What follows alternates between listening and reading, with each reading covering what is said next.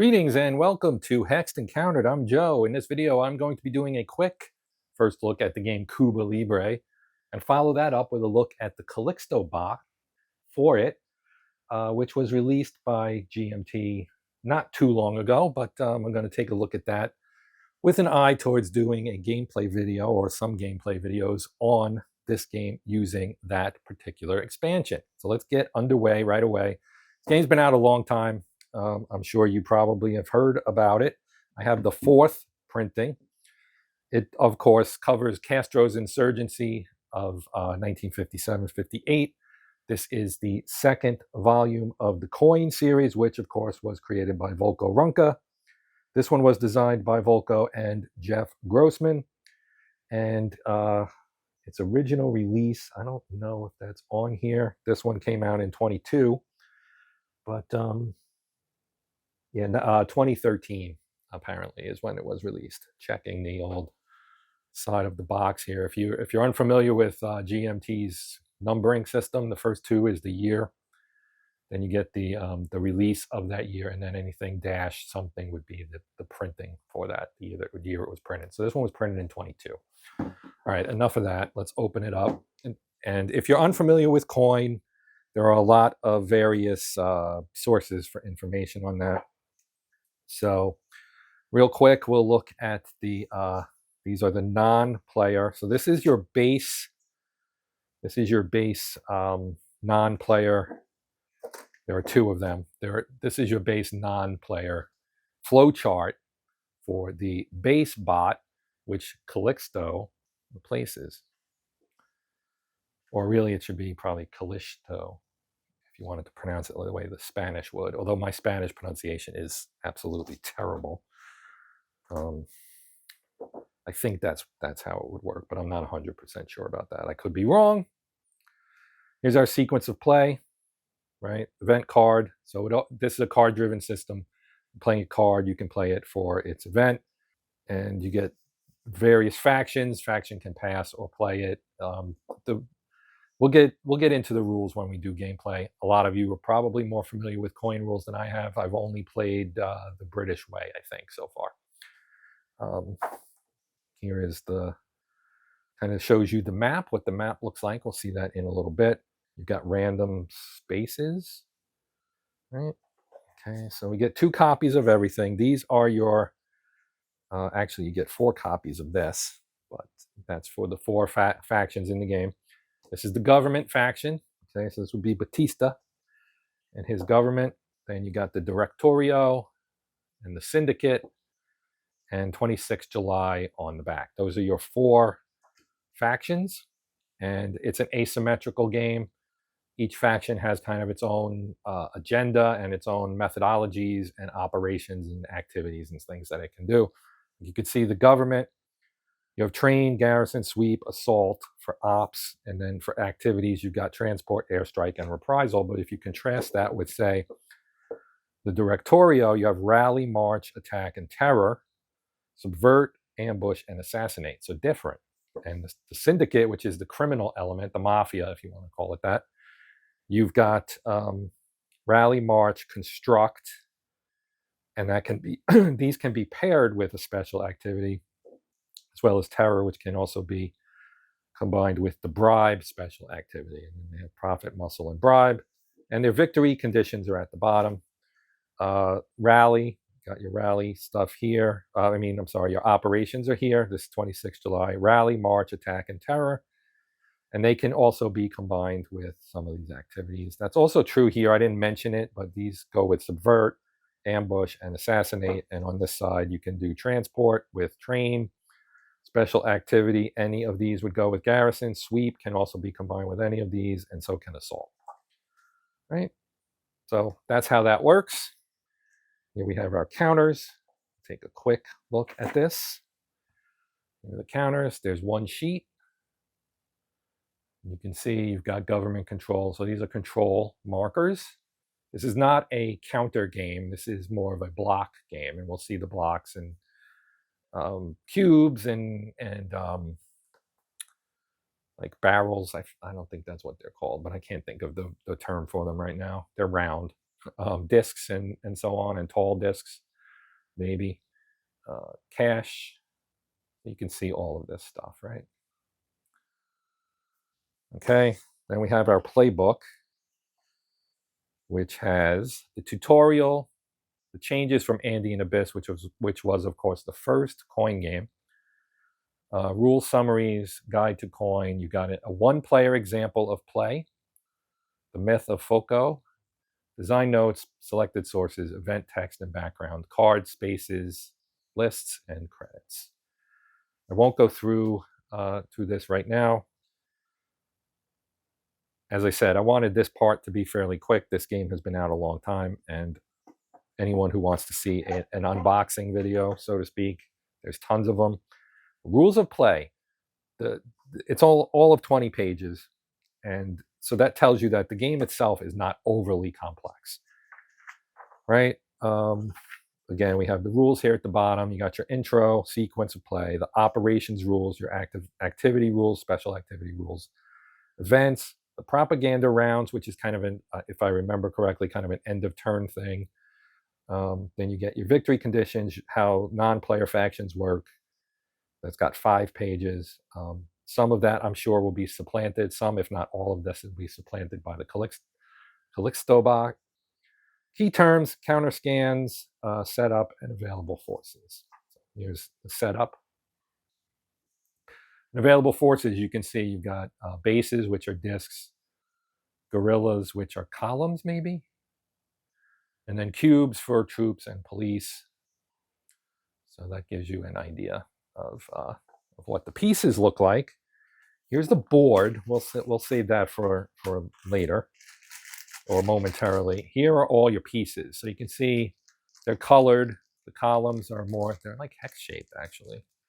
That's kind of, I hadn't really thought about that before, but yeah, it's like a column. It's got a blue star on the yellow ones. The yellow is the Directorio. Red is 26 July. Blue is the government, and green is the syndicate. So when you see green like that one, that's syndicate. All right. There's also some meeples in here as well, right? You got dice, 3 of them, red, green, and yellow. Got a bag of baggies down there as well. And then the cards. So card-driven game, you would expect to have some cards. You can see this is armored cars. Again, I'm not going to really break out into this here because I want to keep this part short and sweet. This is ground that has been covered extensively over the years. I am not adding I am literally not adding anything new as far as I know. The map is, or the board, it's a map, but it's also a board. Relatively small, fits on camera mostly. I'll have to slide it up a little bit. But you can see you've got a track going around the outside. Then you have boxes for various things. So at the top, you have government, the government box, and the syndicate box. And here's your map of Cuba with the various areas. And the circles are like cities and locations that and you can control all of this stuff. Then you have your legend here, which explains everything, right? Cities, 1 to 6 pop, uncontrolled and neutral. ECs are economic centers, so like here and here and over here, right? This I think is sugar, if I remember. I believe anyway. I'm not sure, 100%. Provinces and so on. Here's the sequence of play where you can like move things around on here so you can keep track of what's going on. Eligible factions, so that you put faction markers here, I believe, if I remember correctly, and they'll move from box to box. And you've got the propaganda card phase down here. Then at the bottom, you've got the Directorio, the insurgent capabilities box, and your 26 July box over here. So that is the board. As I said, fairly small, not small, but good size, but not overly. My color balance seems really weird. Anyway, let's take a look at the Calixto bot.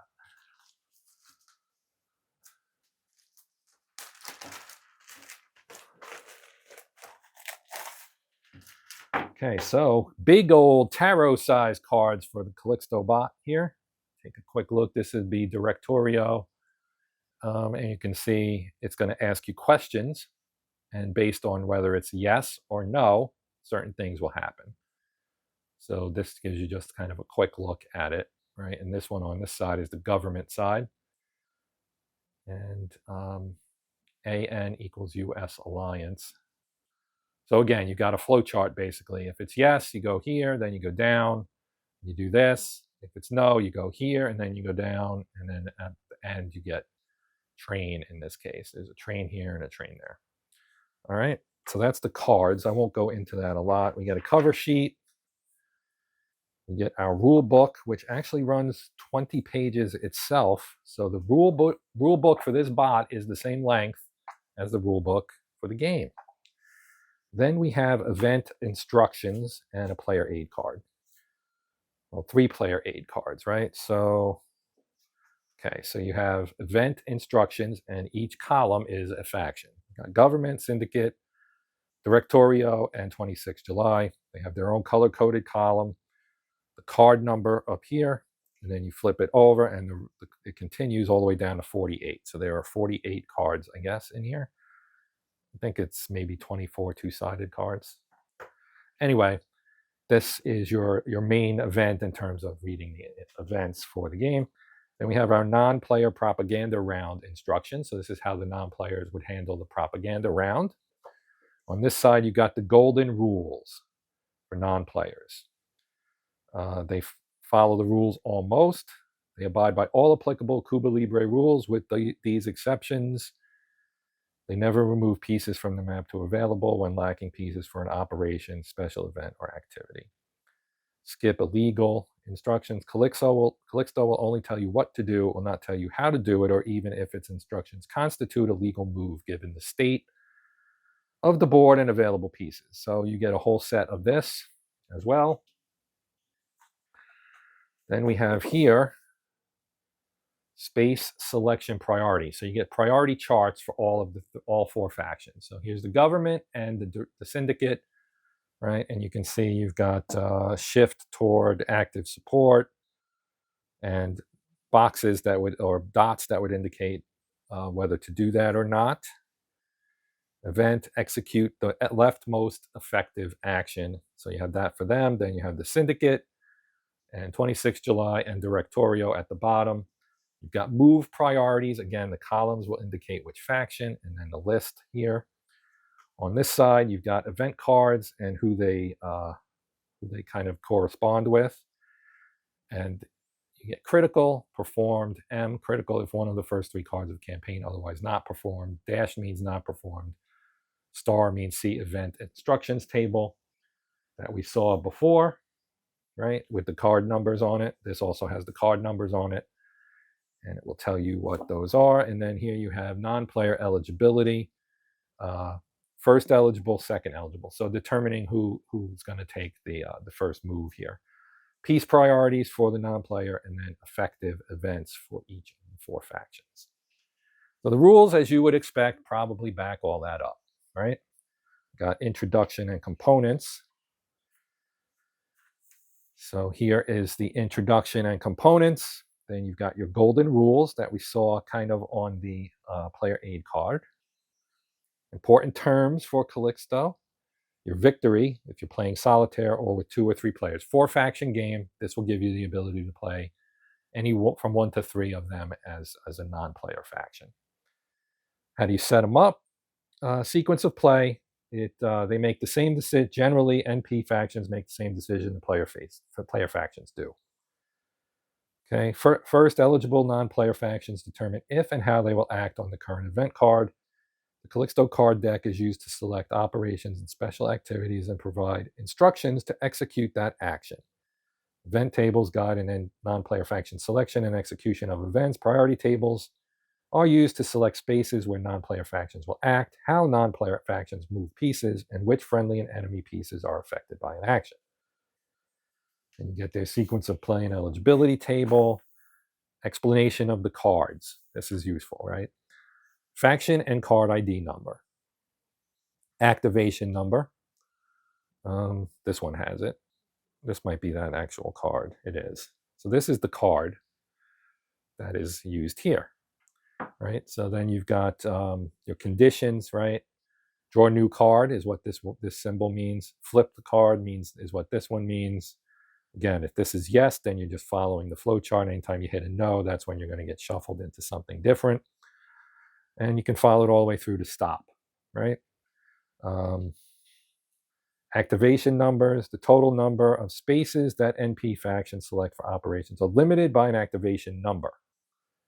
That's up here. So in this case, it's 3, right? Then you check it, and there are exceptions for it. And again, I'm not going to go through this in great detail. This is a first look. I want to keep it relatively short.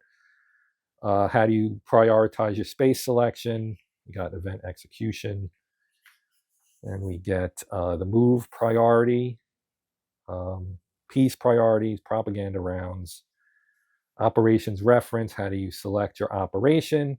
How do you execute it? Capability and momentum instructions, non-player government operations. So when you're the government, you do this stuff, which is, again, what we saw on the cards. The card from the base game, right? They have the same abilities. Then you get down here, you got the non-player insurgent operations. So that covers the non-player insurgents, basically. So that would be the other 3 factions, I guess. Then for activities, got special activities, how you execute them, capability and momentum effects, and then again, faction-specific rules for each of the activities. So you got the government, the Directorio, 26 July, and the Syndicate. And you get event reference, and then we get the non-player. So the rules are actually 10 pages. I didn't look at the table of contents, which clearly states that the example of play starts on page 10.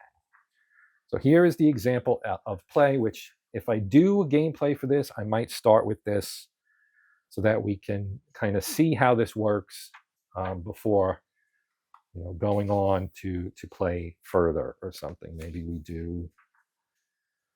play through this, which is pretty good and extensive.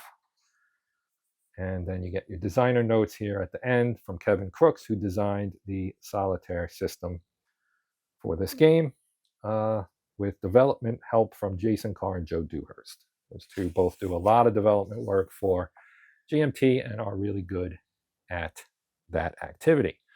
That will do it. I am done here, my friends.